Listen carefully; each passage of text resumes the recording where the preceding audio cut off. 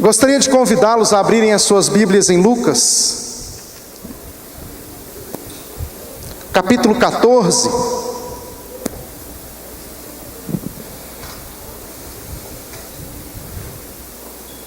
Lucas 14, versículo 12.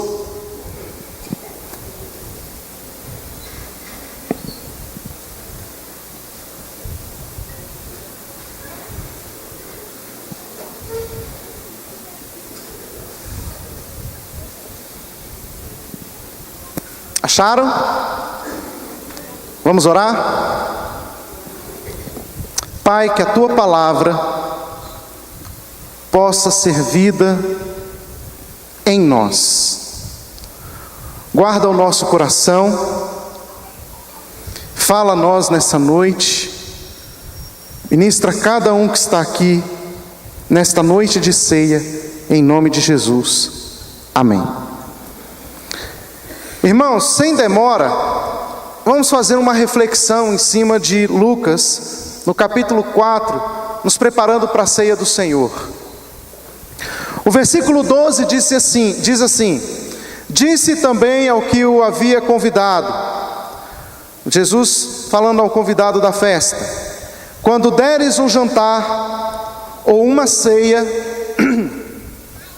não convide teus amigos, nem teus irmãos, nem teus parentes, nem os vizinhos ricos, para que não suceda que também eles te tornem a convidar e te seja isso retribuído. Mas quando deres um banquete, convida os pobres, os aleijados, os mancos e os cegos, e serás bem-aventurado, porque eles não têm com que te retribuir, pois retribuído te será na ressurreição dos justos.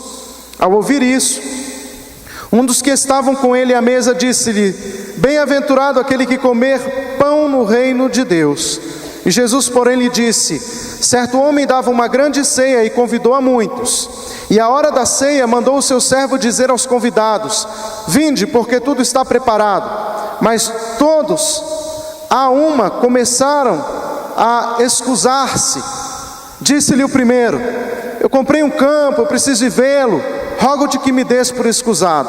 O outro disse: eu comprei 5 juntas de bois e vou experimentá-los, rogo-te que me des por escusado. O terceiro ainda disse: vou ao jogo do Flamengo, não vou poder comer a ceia.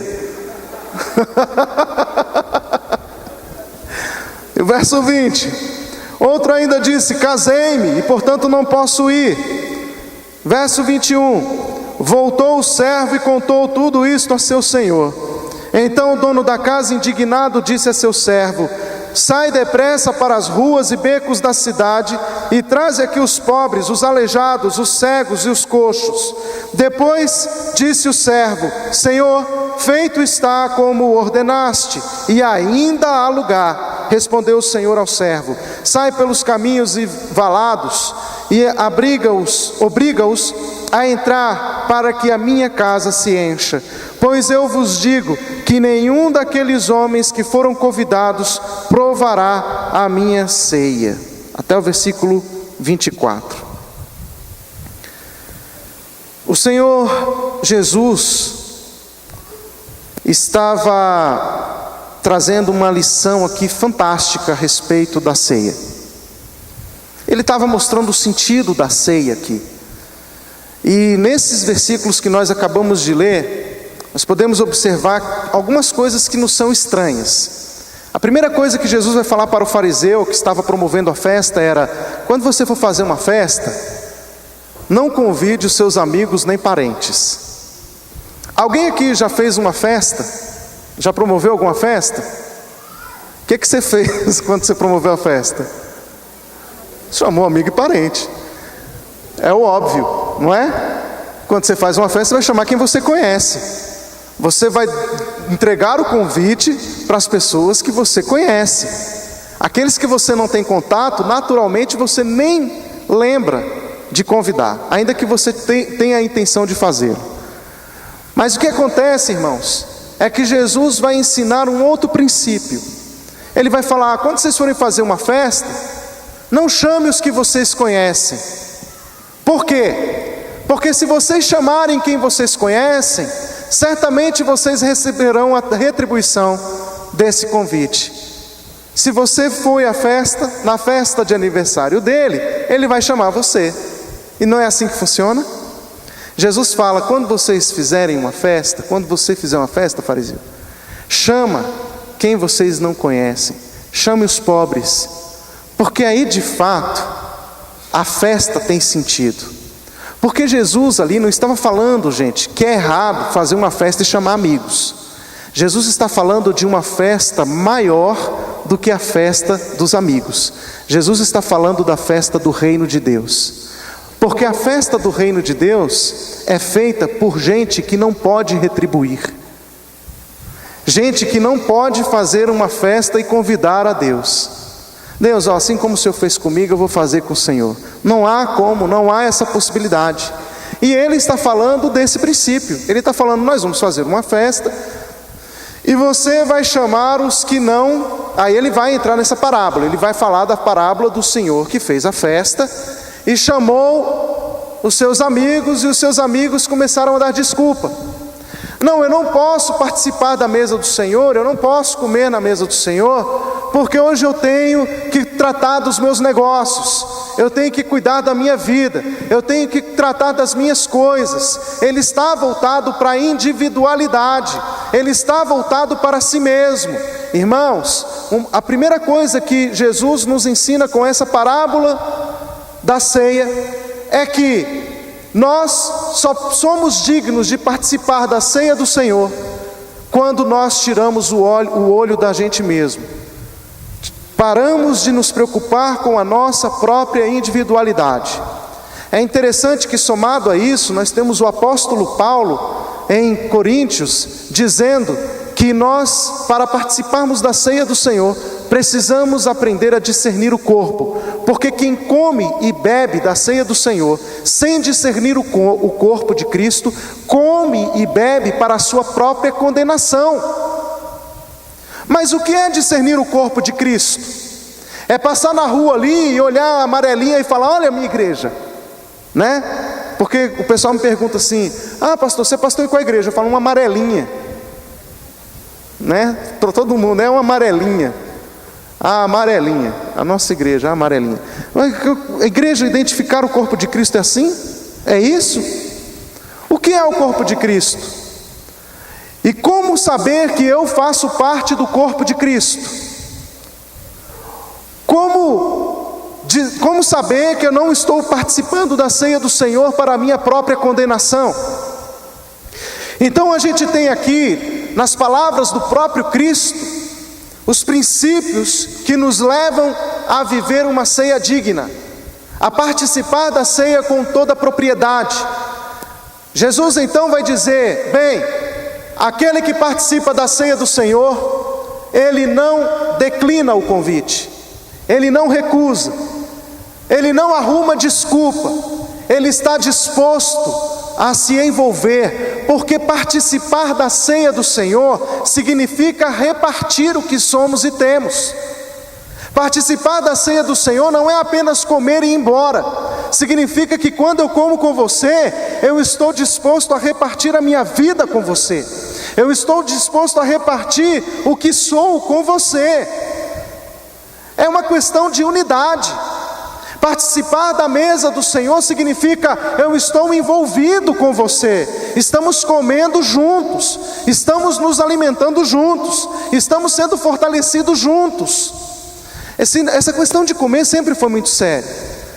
Para vocês terem uma ideia, só para vocês entenderem como que comer é diferente de hoje em dia, porque infelizmente hoje em dia a gente perdeu muitos princípios, conceitos bíblicos. Para a gente comer à mesa como se a gente fosse no conjunto nacional lá na hora do almoço, ali naquelas mesas ali, senta lá, qualquer um: posso sentar? Pode, não tem problema nenhum. Eu não tenho participação com a vida daquela pessoa que está comendo ali, de repente na mesma mesa que eu, porque ele só está comendo ali porque está cheio, está lotado, e eu não vou deixar a pessoa em pé, então eu permito que ela sente na mesa onde estou. Mas não é isso o que é comer à mesa, porque na Bíblia o comer fala de quem sou, fala da minha disposição de servir. da minha disposição de abrir mão da minha comida em favor do outro. Então, comer com alguém significa que eu estou disposto a ser um com aquela pessoa. É interessante porque quando Jesus ressuscita, os discípulos na estrada de Emaús conversam com Jesus sobre a ressurreição, e Jesus está perguntando o que está acontecendo, e aí os discípulos olham para Jesus e falam assim: mas você não sabe o que está acontecendo? Você por acaso está fora do contexto? Jesus morreu e ele foi crucificado aí, foi sepultado, está lá no túmulo de Arimateia. A coisa está feia aqui em Jerusalém, não está brincadeira não, está um alvoroço aqui na cidade, você precisa ver. E Jesus com eles, e eles não sabiam que era Jesus. Quando é que os discípulos da estrada de Emaús reconheceram que eles estavam com Cristo? Quando ele foi com os discípulos e partiu o pão. A Bíblia diz que quando Jesus partiu o pão, eles perceberam que aquele era Cristo. Por quê, gente? Será que é porque Jesus tem uma maneira diferente de partir o pão? Ele pegava o pão e partia pelas costas. Esse é Jesus, só ele faz isso. Não, era porque Jesus mostrou-se servo no partir do pão. Lembra da ceia, o que Jesus fez? Jesus serviu. Jesus, no partir do pão, servia. E essa é a característica de um discípulo de Cristo, porque ele parte o pão, e ele parte o pão dando graças, não apenas dando graça porque tem o pão, mas dando graça porque tem a oportunidade de repartir. Jesus ensina esse princípio nessa parábola. O que Jesus vai falar? Chamem os pobres, vá nas praças, chamem as pessoas, traga-as para dentro.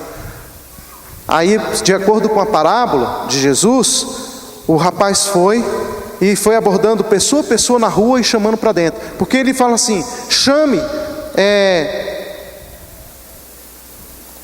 ao versículo 21 diz assim: voltou o servo, contou tudo isso a seu senhor, que eles haviam rejeitado. Então o dono da casa, indignado, disse a seu servo: sai depressa para as ruas e becos da cidade e traz aqui os coxos, os pobres, os aleijados, traz os marginalizados, traz para comer à minha mesa aqueles que foram rejeitados por aqueles que me rejeitam.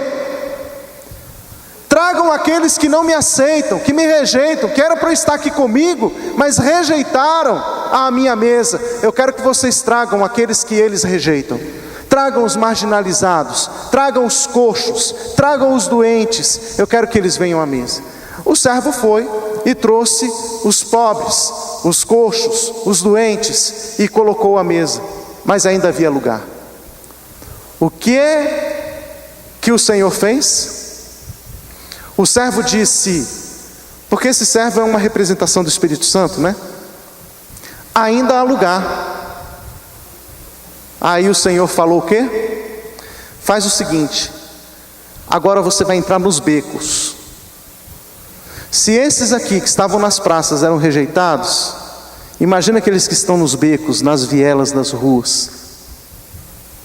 Aqueles lá você vai obrigá-los, vai forçar a barra, vai constrangê-los a estar à minha presença.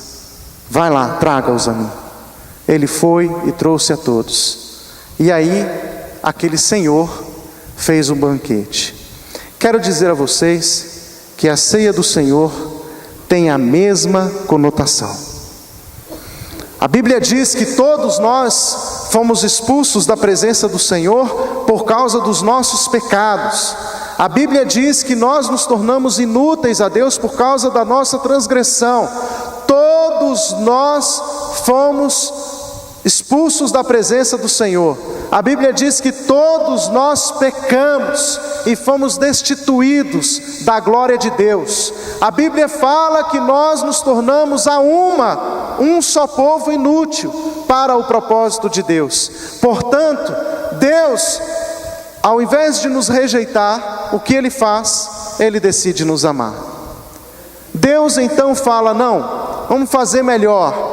eu quero que agora meu servo saia e chamem a todos, todos os doentes, todos os feridos, todos os cativos, todos que estão mortos nos delitos e pecados, venham à minha ceia. Ao contrário do que a gente pensa, participar da ceia do Senhor não significa ausência de pecado, significa reconhecimento da minha fragilidade. É por isso que o apóstolo Paulo vai afirmar em Coríntios que para participarmos da mesa do Senhor, nós precisamos fazer o quê? Eu preciso me avaliar. Eu preciso saber quem eu sou, porque quem come e bebe indignamente do cálice e do pão, come e bebe para a sua própria condenação. E comer indignamente do cálice do Senhor não significa reconhecer não reconhecer que tem pecado. Comer e beber indignamente do cálice do Senhor significa achar que é muito bonzinho para participar dessa ceia, porque Deus, quando preparou essa ceia, Ele preparou para os fracos, Ele preparou para os pecadores, Ele preparou para aqueles que precisam da graça de Deus.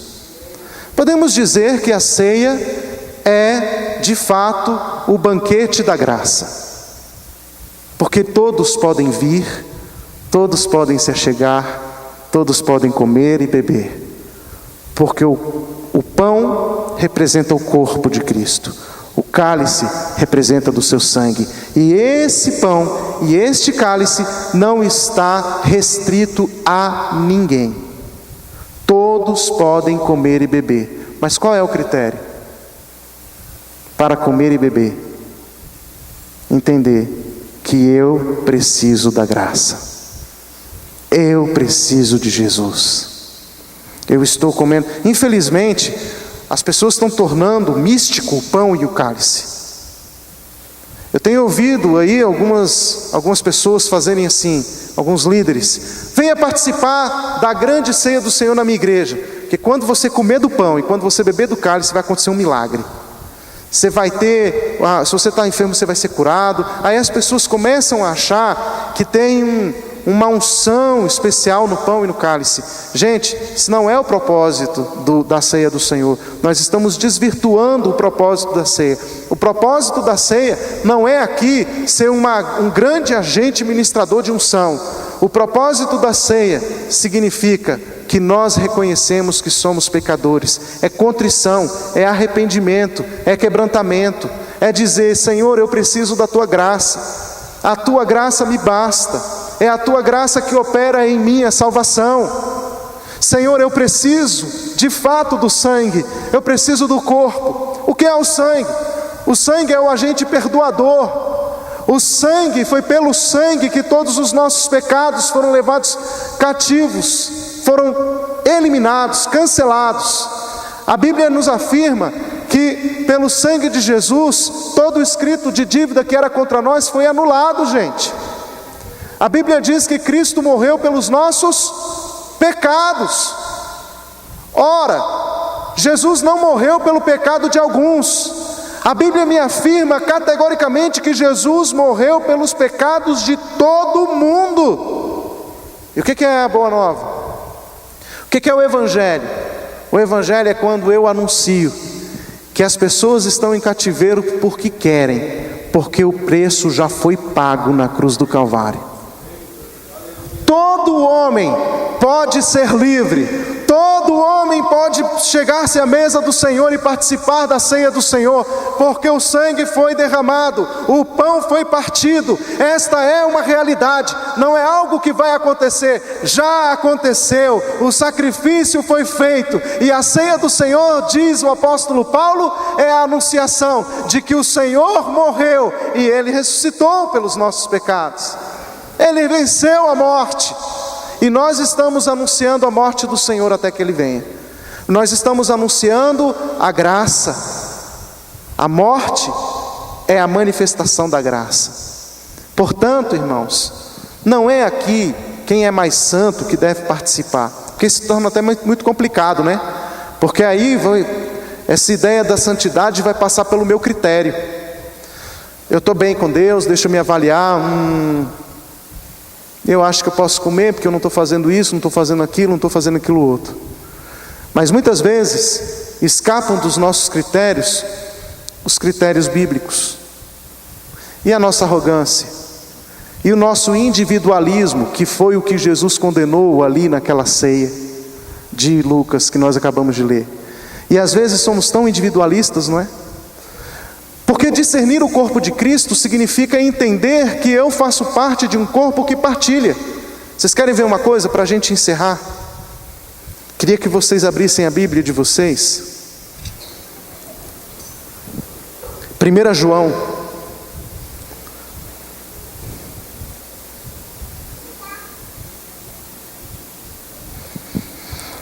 Capítulo 3.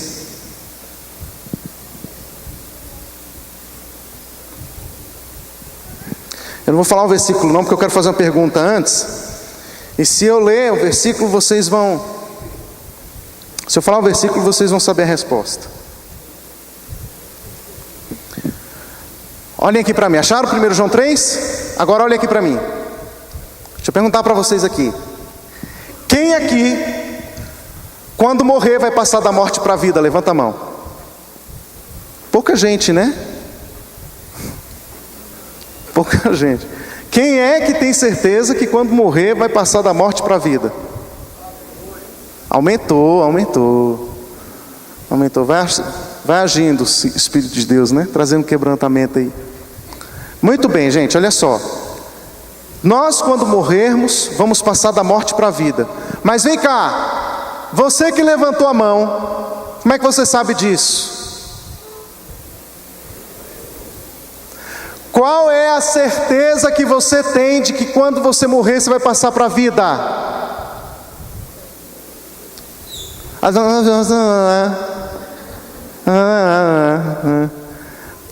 Qual é a certeza que você tem? Vai passar da morte para a vida. Quem é que sabe aqui que vai passar da morte para a vida? Eu vou.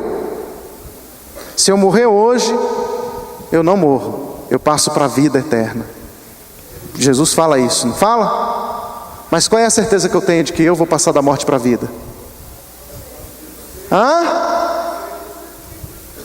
Convencimento do Espírito Santo, o que foi? O selo. Muito bem. Sabe o que o apóstolo João vai dizer? Olha lá, pasmem. 1 João 3,14. Vamos ler juntos? 1 João 3,14, vamos ler juntos? 1 João, capítulo 3, versículo 14, diz assim: nós sabemos, vamos ler juntos? Nós sabemos que já passamos. Por quê?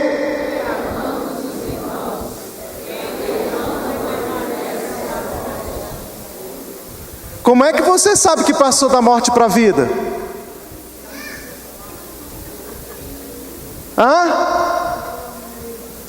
Por causa do seu amor pelo seu irmão. Você ama seu irmão? Quem ama seu irmão aqui? Levanta a mão. Ama mesmo, gente?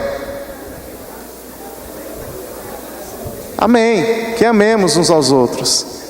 Vocês estão entendendo? Uma igreja que ama seus irmãos não tem divisão, não tem diz que me diz que, não tem fofoquinha, não tem aquele irmão ali, porque nós amamos uns aos outros, mas nós amamos uns aos outros. Esse é o sinal de que nós temos vida eterna. Como é que eu sei que eu tenho a vida eterna? Porque eu amo meu irmão. Veja só, nós estamos falando de uma comunidade que se chama Corpo de Cristo. Dá uma olhada em Romanos capítulo 12. Eu quero que você participe da ceia com essa revelação no seu coração. O versículo 3.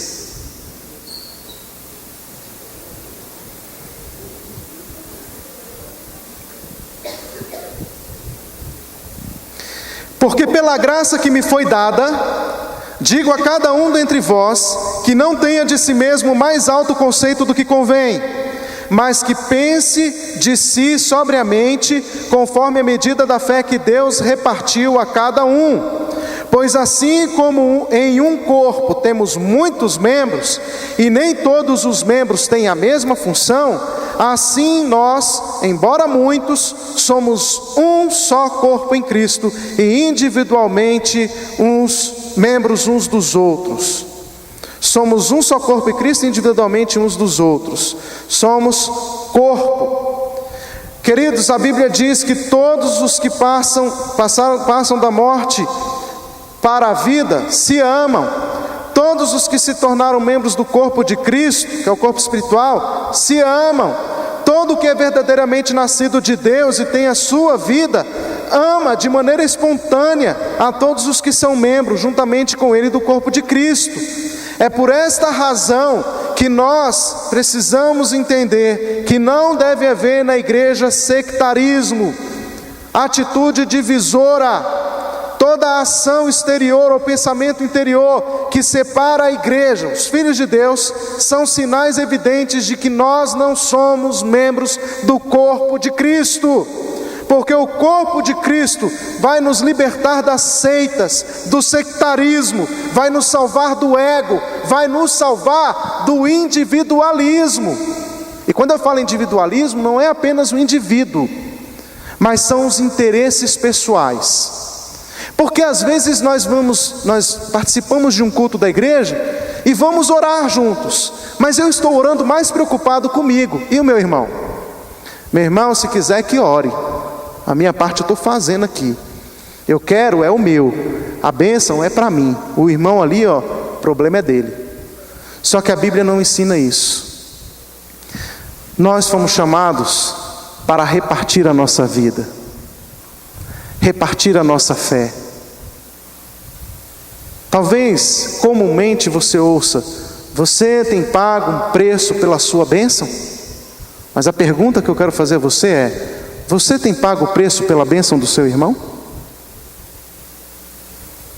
Você tem jejuado, orado, pregado, anunciado, porque você está preocupado com a vida do seu irmão? Somos membros uns dos outros. Você imagina se minha mão direita dissesse à minha esquerda: se vira. Como é que eu ia levar uma caixa? Entende? Todo o corpo precisa operar conjuntamente.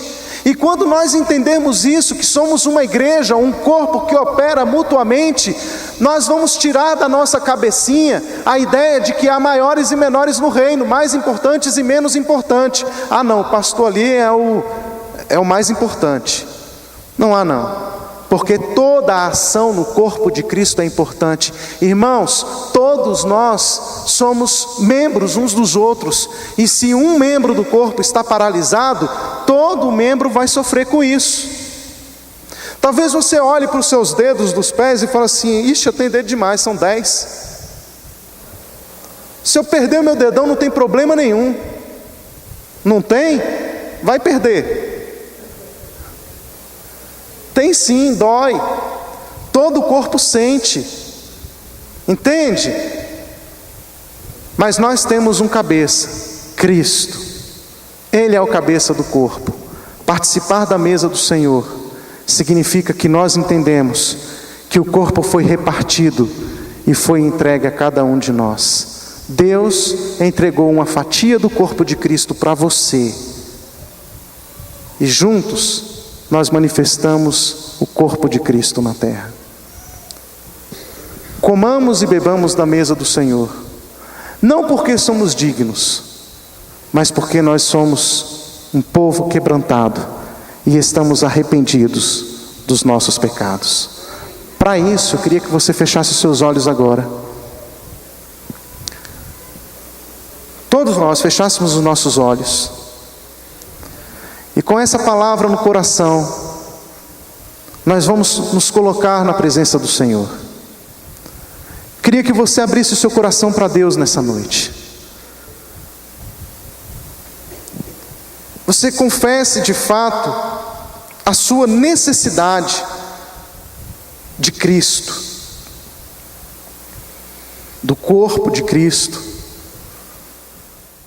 O corpo